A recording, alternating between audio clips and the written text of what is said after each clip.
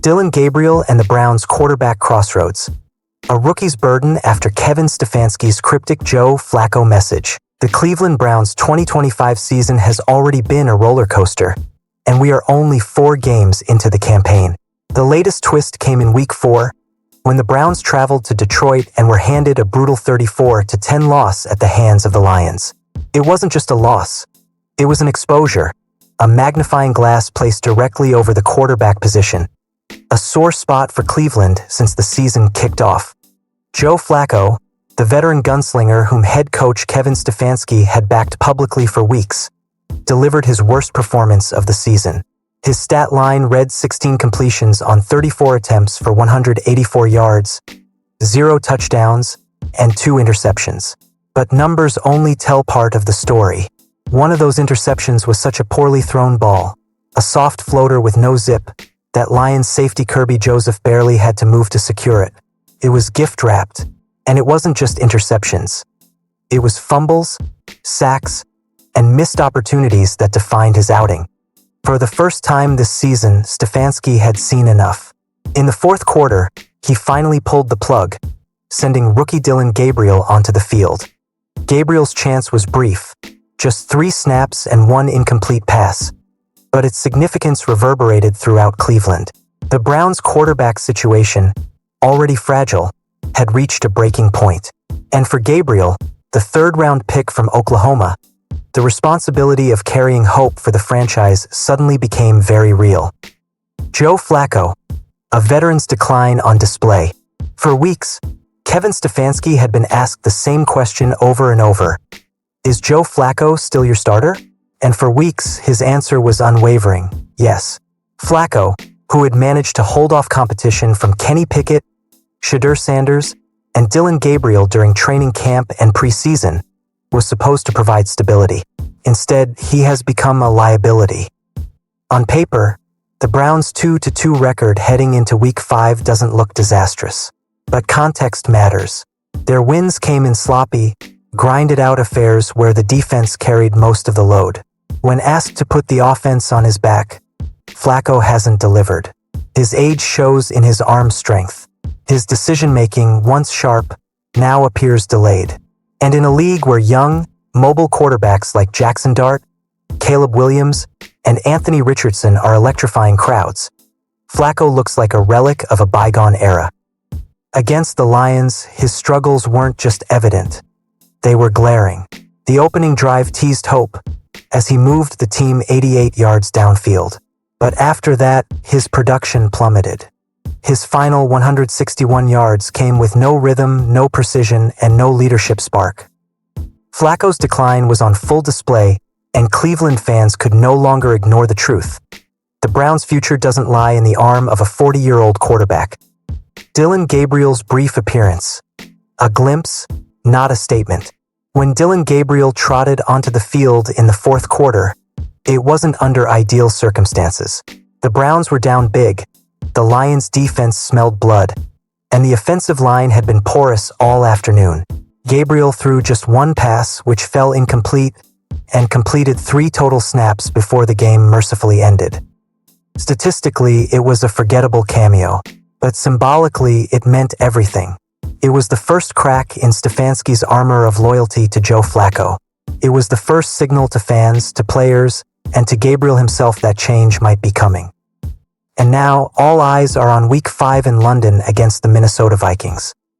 Kevin Stefanski's cryptic message.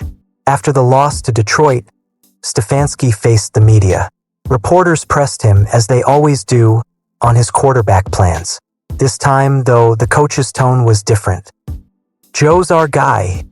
The phrase that had been repeated weekly was nowhere to be heard. Instead, Stefanski dodged, pivoted, and kept the focus vague. "That's not my focus right now," he said repeatedly. "It's not about one person."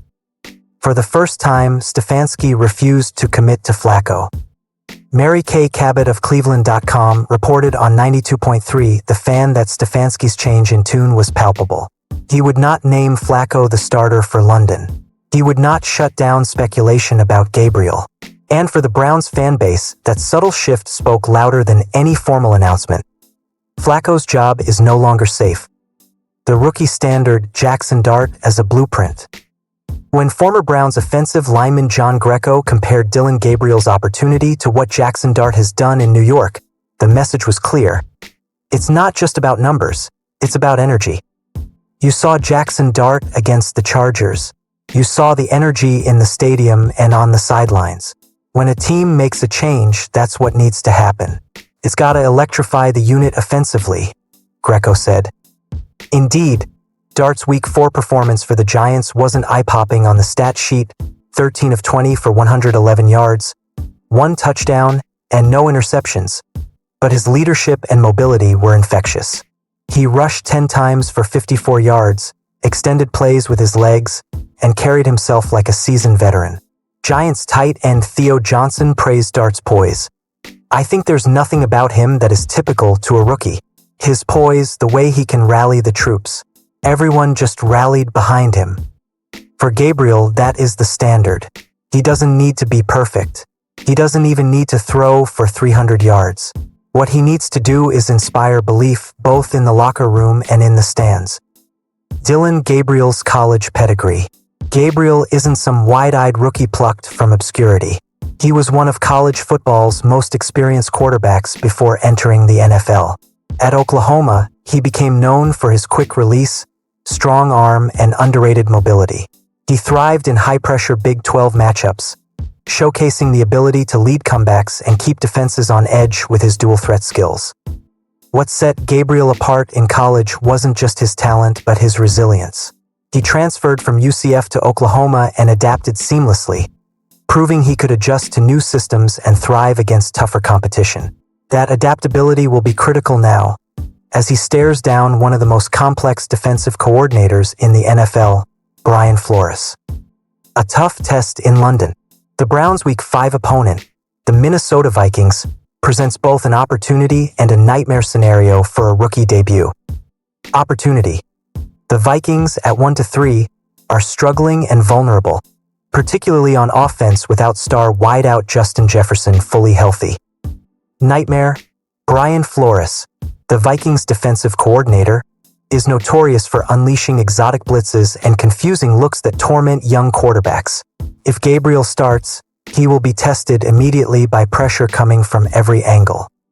To make matters more complicated, the Browns are coming off not just one road trip but 2. After losing to the Steelers in Dublin, they stayed in Europe to prepare for Minnesota. Fatigue, jet lag, and a hostile London crowd will not make Gabriel's life any easier. What's at stake? For Dillon Gabriel, Week 5 could be career-defining. If Stefanski hands him the reins, he will have one chance to prove he can be the spark this offense desperately needs. A strong performance could vault him ahead of both Flacco and Kenny Pickett on the depth chart. A shaky outing could bury him back on the bench for weeks, if not the entire season. For Joe Flacco, this week may mark the end of his time as a starter. The veteran has already exceeded expectations just by still being in the league at his age. But football is a ruthless business. If Stefanski decides it's time to look to the future, Flacco may never start another game for Cleveland. For Stefanski, the decision carries even more weight. His job security is tied to this quarterback room. If he sticks with Flacco and the offense continues to sputter, fans will turn on him quickly.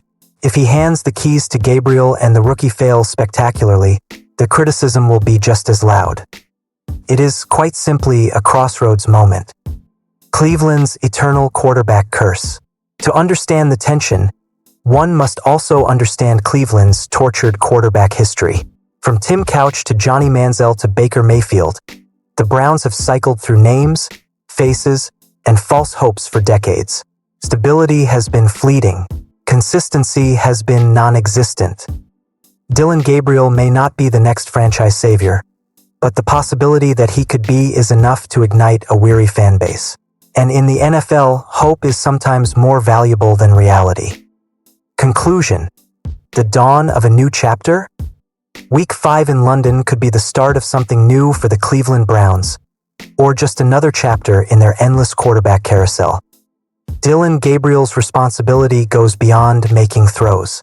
He must inject life into a stagnant offense. He must rally his teammates in the face of adversity. He must show that he belongs, even if the box score doesn't tell the whole story. Kevin Stefanski's cryptic words have opened the door. Now it's up to Gabriel to walk through it.